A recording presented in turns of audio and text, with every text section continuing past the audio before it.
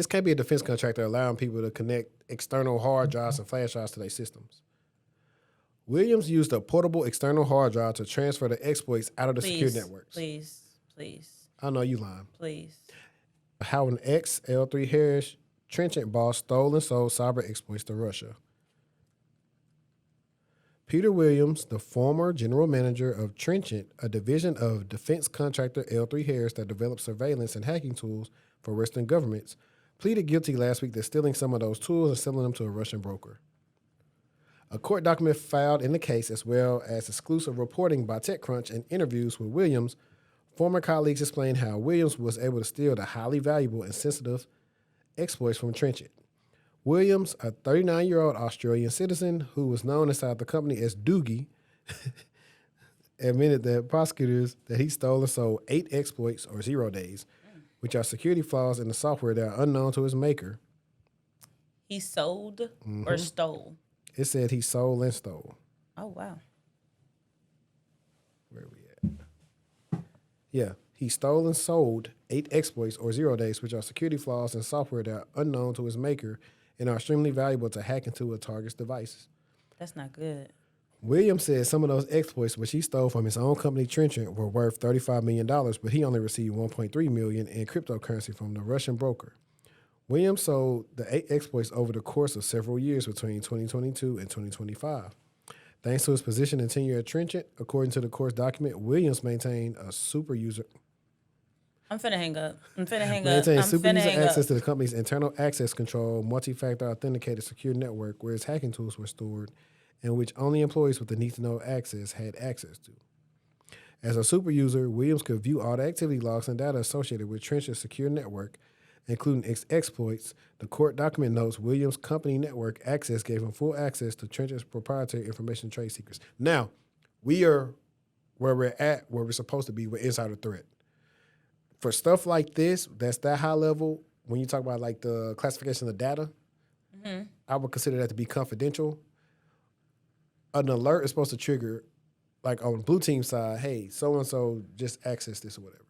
They're supposed to be notating why they are looking into this. You can't just access stuff like that and look at it all the time. There would have been a trend. I was just about to say, what do you call it? It's a threshold. It's a threshold that you can set to say, okay, if we see 3 or just throwing a number out there, you just said something. Can you go back like 2 lines that I was... Super user access? There we go. I was going to explain what a super user is. Very simply, it's the global, think about it as a global admin's mom, right? They have more access than the global admin does, and that's not a good thing. It's already not a good thing to have too many GAs, and now we're talking about a super user. Yeah, it's why you are, when you are that's why they should have PIM in place. Well, PIM is going to be one part of that. It will help, though. It could be one part of it. Because it would be an audit trail, and it would be reports going out. The audit trail is already there. The thing is detections. No, that's what I'm saying. It would be ideally, they would have some reports to see, okay, why you do all of that last week? Or But a lot of these companies, they're so secure that's why when I say, like, when people work in government type of roles, sometimes it's so easy, it's so secure. The stuff that they don't think about don't happen. But as my guy Antoine Matthews would say, don't think about a use case, think about the abuse case. This is something that should have been covered in threat modeling. This is where all the different roles come into play. Yep. IAM, threat modeling, blue team, IRM. All these different factions come together right here and prevent this type of stuff. What did we just talk about earlier with Pennsylvania and it being, what account was it? Some high execs. Yeah, they didn't have MFA. But those exemptions is what I'm saying. A lot of the time, the people who have those high levels of access, they always have some sort of exemption in place that, it's for testing, or, I just need to, and you have to. Yeah. Not only that, like you say, is you have to do audits. Hey, do you still need access to this? Why? How often do you use it? What do you use it for? But that's why people get mad. He had no business being a super user. Point blank, period. Permanently, it's crazy. Because something like that, he should have been talked about as a high level. Permanently is crazy. But yeah, definitely there should have been a trail. That's another who polices the police. Yeah. So he probably was doing it, and then He probably was doing it at a time of night where like it's whoever's on the shift, they're not seeing it. That insider risk and those policies not in place. Because why is you on here outside of work hours if that is abnormal behavior? Yep. So let's get back to this real quick. Abusing this wide-ranging access, William used the portable. I'm finna just throw this iPad. Abusing this wide-ranging access, because this can't be a defense contractor. I already got attitude. This can't be a defense contractor allowing people to connect external hard drives and flash drives to their systems. Williams used a portable external hard drive to transfer the exploits out of the secure networks. Please. I know you lying. Please. He did it. That's because he was the super user.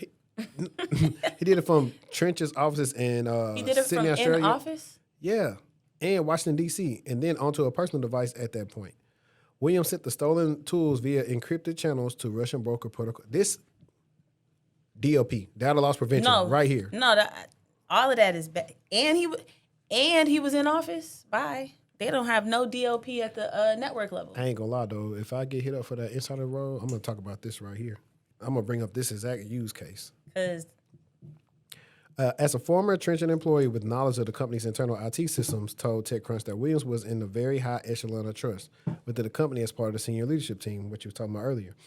Williams had worked at the company for years, including prior to L3 Harris acquisition of Azimuth and Lynchpin Labs, two sister startups that merged into Trenchant. He was, in my opinion, perceived to be beyond reproach, said the former employee, who asked to remain anonymous as they were not authorized to speak about their work at Trenchant. No one had any supervision over him at all. He was kind of allowed to do things the way he wanted to. Another former employee, who also asked not to be named, said that the general awareness is that whoever is the general manager would have unfettered access to everything. Before the acquisition, Williams worked at Lynchpin Labs, before then at Australian Signal Directorate, the country's intelligence agency tasked with digital and electronic eavesdropping, according to the cybersecurity podcast Risky Business. Sarah Band, spokesperson for L3 Harris, did not respond to the request for comment. Okay, this is a long article, and y'all can read the rest of it. That just sums it up.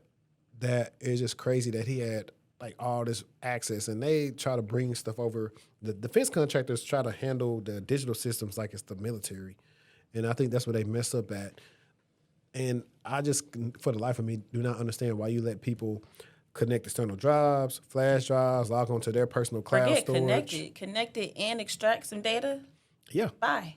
It would have been automatically unusable time you plugged it into the device. It should have immediately. Somebody should have been like, "Hey man, what you doing?" Because I could see if he was a little stick, say he used a company. No, for his role. No, you know what? For his role and his permission, clearly he is being excluded from. Well, no. I'm gonna say when we work for TSA, if somebody wanted to use a hard drive or flash drive or something like that, it had to be one that was TSA approved that they pretty much had their stuff on it. But even then, certain stuff is just not supposed to be. Because if you ask them, all you have to do is say, "Hey, man, what you doing with that?" Yeah. That's literally what you have to do and ask them. So I don't know, man. This was actually a pretty interesting one. People stay doing stupid things. Like we might have a new segment called "Job Workers Do the Stupidest Things." Like that's what the segment is going to be.